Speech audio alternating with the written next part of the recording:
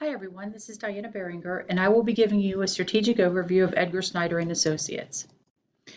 The strategic issues that I would like to address are finding possible solutions for revenue stream voids and recommending solutions to strengthen and maintain the firm's competitive advantages of brand recognition and core competencies. The next two slides present an overview of the legal industry as well as predicted 2020 trends. What I'd like to note here is that there are 1.35 million lawyers in the United States.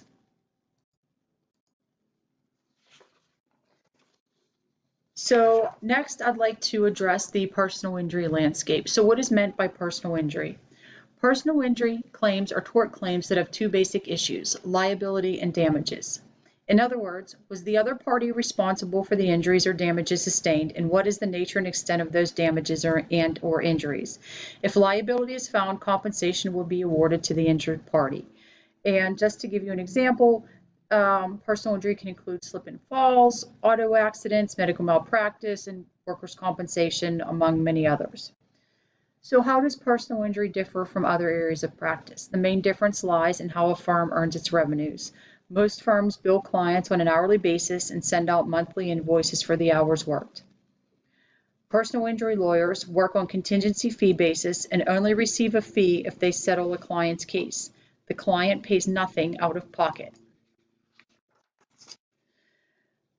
The sector is very fragmented because most PI cases involve a subsegment of personal injury law that is dependent on laws of a specific state.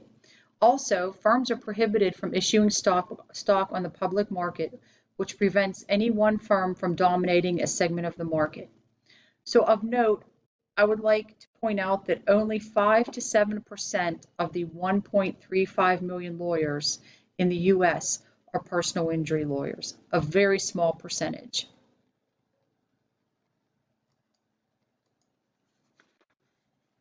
Next, a little bit about Edgar Snyder and Associates. The firm was founded in 1982 by Edgar Snyder. He was a pioneer in TV advertising.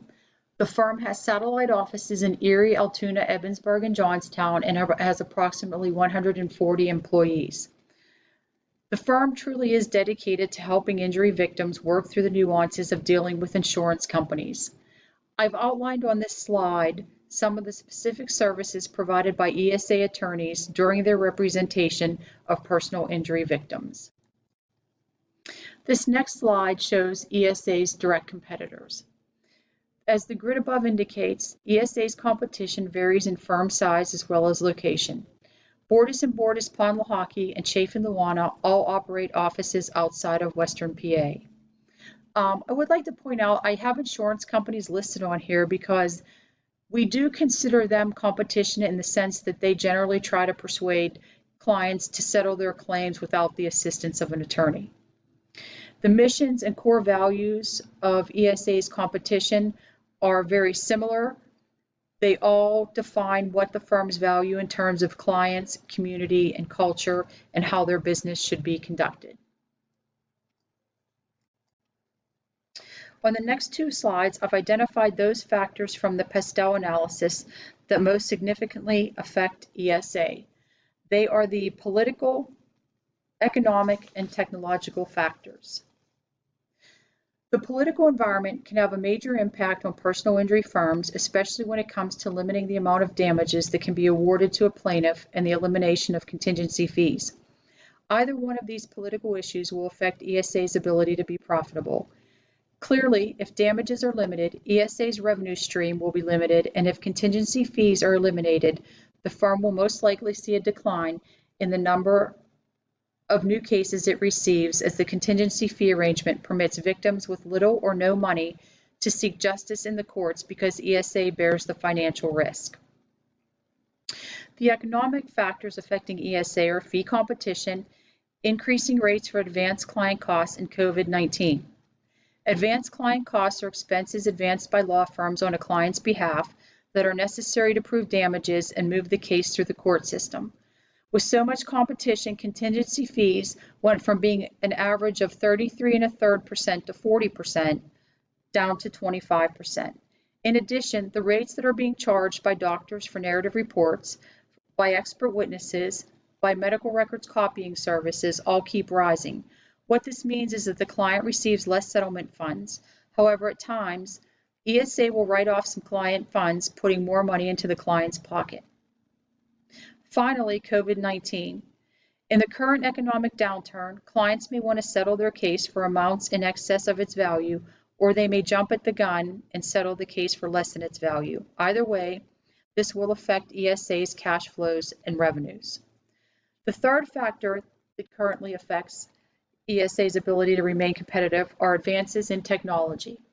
So, autonomous vehicles, self-driving cars are not yet a reality, but it's only a matter of time. Google and Uber are just two companies that have tested self-driving cars on public roads. There is much debate on whether these self-driving vehicles will cause more accidents or reduce the number of automobile accidents on the road. Either way, there will be many uncertainties surrounding liability, which will force changes in the current auto liability laws. The debate will be over whether liability is with the human or the vehicle's operating system. This opens up a whole new aspect of products liability cases for not only ESA, but all personal injury firms. Next are the Porter's five forces. So the threat of new entry is low. Firms have been able to enter the market and differentiate themselves from competitors based on factors such as price and specialized focus in practice areas. There is no experience required to enter the industry, and the costs of doing so are minimal except for advertising. In addition, scale is not important in this sector of the legal industry. You do not have to be a large operation to be successful. You just need the right type of case. Supplier power, that's pretty much talent. In the legal industry, supply is talent. The legal industry has seen a growing surplus of talent, which leads to lower cost associates, staff, and contract lawyers, enabling law firms to adapt staffing models and alternative fee arrangements. This helps to provide predictability and efficiency for the client and greater profitability for ESA. Because the competition for talent with an established book of business is so great, firms are experiencing high recruiting costs and risk relative to portability of client relationships. Buying power. Buying power has been the driver of many changes in the legal industry. Price sensitivity, discounting, and alternate fee arrangements are evidence of the power of clients. This comes with lower client loyalty and a willingness to change firms. Threat of substitutions is moderate. The threat of substitutes is high in the overall legal industry. However, in the PI sector, the threat of substitutes is medium. Many law firms are finding increased competition from accounting firms that are now offering legal services as clients prefer a one-stop destination. In the personal injury sector, the main threat of substitutes is the insurance company trying to persuade the client to forgo retaining an attorney. Competitive rivalry. The market force is still very powerful in the legal industry. The increase in mergers over recent years has eliminated some of the rivalries. However, the threat of new entrants, the competition for talent, and the bargaining power of the buyers add complexities to the current rivalries among the existing competitors. Some recommended solutions to the pressures of the forces. ESA should continue to spend in marketing to maintain the market share and prevent entry at a threat level. Competent and well-funded entrants are a threat, and ESA should aggressively continue to deal with these types of entrants. Suppliers. ESA should implement formal hiring and training strategies that focus on two tracks of attorneys: hiring talented lawyers who have a book of business and a few years of experience, as well as hiring former law clerks and other new attorneys to develop them internally with a formal program. For the program to be successful, it must allow multiple partners to experience the work product of these individuals, and evaluations of continued employment must be done rigorously. Since the role of support staff allows an attorney to focus on critical duties, their roles should not be underestimated, and a similar hiring and training strategies should be implemented for their roles. Buyers. ESA should continue exploiting the brand strength, referring cases that the firm is not able to help the client with, and continuing its community service efforts. ESA should also help the client by providing extensive education on what traits they should be looking for when deciding on a personal injury attorney, as well as what constitutes appropriate insurance coverage. ESA should also emphasize the free consultation that has no strings attached. Substitutes. ESA should educate potential clients on the need to have legal representation so that their rights are protected and they are awarded fair compensation. Rivalry. ESA should consider acquiring another personal injury firm that has a complementary practice, such as medical malpractice or products liability. This would be a source of revenue replacement if tort reform is enacted or there was a decline in the number of VA cases due to unforeseen circumstances such as COVID-19. They should also pursue partnering with referral firms nationwide to expand the mass tort practice case. Next, the SWOT analysis. The SWOT analysis gives a great overview of ESA's position. ESA is definitely a strong brand in the personal injury sector. The firm has the size, strength, and financial backing to support large, complex cases and defend against the competition. Many other firms are not able to front significant costs on complex cases or attract the talent that ESA is able to attract. These strengths should be used to strengthen the firm's competitive advantage by expanding into other geographic markets, finding additional revenue streams in other areas of law, and enhancing the client experience. The core competencies. ESA's core competencies are its premium brand, marketing, and big data. The true competitive advantage of ESA is its premium brand, all due to the firm's premier marketing strategy.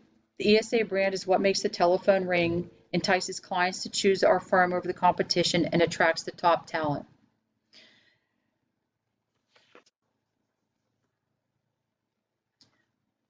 Big data is valuable to ESA, valuable in analyzing ROI on marketing investments and achieving efficiencies in case management. The ESA operations have been altered, i.e. how data is recorded to support this resource. Implementing is costly and law firms have been slow to embrace. The internal organization and operations. So we have, at our firm, we have co-managing partners. Under them, we have minority equity partners that run production teams. We have the chief operating officer as well as the chief of staff. Under the chief operating officer, we have all of the administrative departments, and the chief of staff has the business intelligence and customer experience.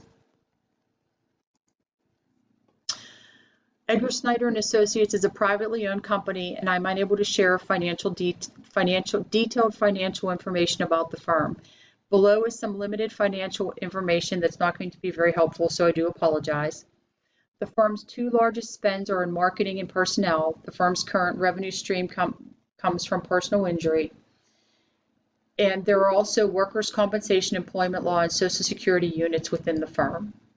The culture at ESA is great. The partners, along with the COO, work hard to make sure that the ESA employees are satisfied. Next is the ESA mission statement and core values. And finally, some of my recommendations to strengthen the competitive position. The firm should support and defend its strong brand by continuing its marketing messaging and increasing marketing spend to expand market reach across changing client demographics. Capitalize on customer service by helping callers that do not have a PI case to helpful resources and offering free review services of insurance policies to the general public. They should continue to attract and retain the top talent. And as big data was also identified as a core competency, the firm should continue to invest in its data warehouse and data analytics as the rest of the industry has been slow to do so. The growth options for revenue streams, the firm should investigate moving into other Pennsylvania regions, pursue acquisition of another personal injury firm which would provide increased revenue streams and market share, have an attorney monitor the development of case law as it pertains to autonomous vehicles, and begin positioning themselves for potential buyout if the rules are changed and non-lawyers are permitted ownership in the law firms.